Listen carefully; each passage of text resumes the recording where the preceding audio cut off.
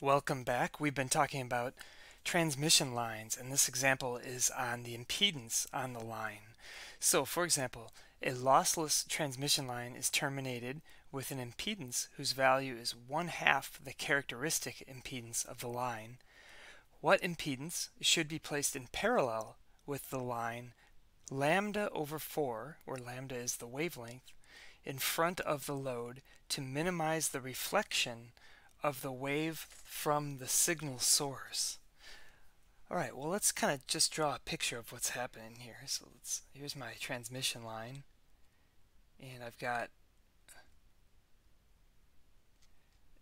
a load impedance here. So we'll label the transmission line with characteristic impedance Z0 like that. So from the problem, I know that the load impedance is Z0 over 2, like that, half the characteristic impedance.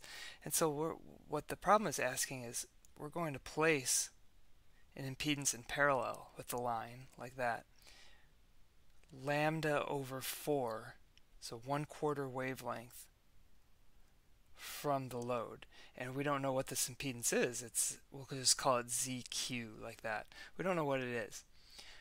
Alright, and so they want to know, well, what is ZQ, so that we're going to minimize the reflection of the wave from the signal source. So let's think about, ZQ has some terminals here, right? We're going to connect it there. Let's think about what would be the input impedance as seen at those terminals, as seen by ZQ. Okay, and what we just showed in the previous video was that the input impedance when you're a 1/4 wavelength away is the characteristic impedance of the line squared divided by the load impedance. Remember that?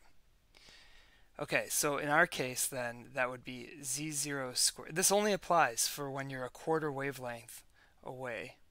So for our case, that would be Z0 squared divided by, and then the load impedance is Z0 over 2, or half the characteristic impedance, Z0 over 2, like that. And so this comes out to be twice Z0. Okay, so that's the input impedance looking to the source, or to the load direction from the terminals ZQ. So now our picture reduces to this here. We've got ZQ and we've got Zin. Alright, so let's find the parallel combination of that thing. So the parallel combination would be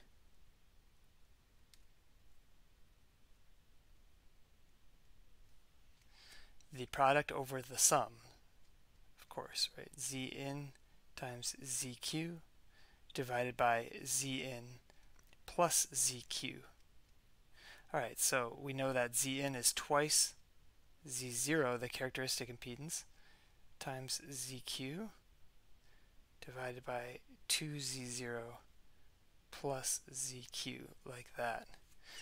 Okay, and the key here is that in order to reduce the reflection of the wave from the signal source, we need to match the line, which means that this impedance, at the end of the line here, that needs to match this thing here. That was the big takeaway, right? Impedance matching.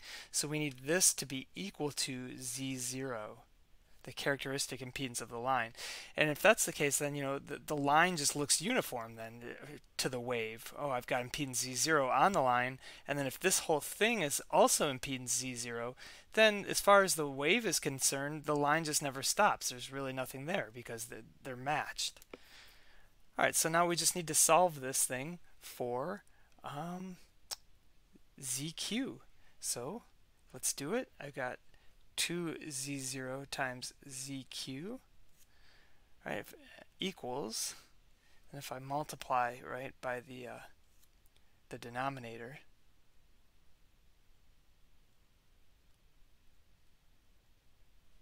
this, I can divide through by a Z0, So I've got 2ZQ now on the left is equal to, and then I've just got 2Z0 plus ZQ.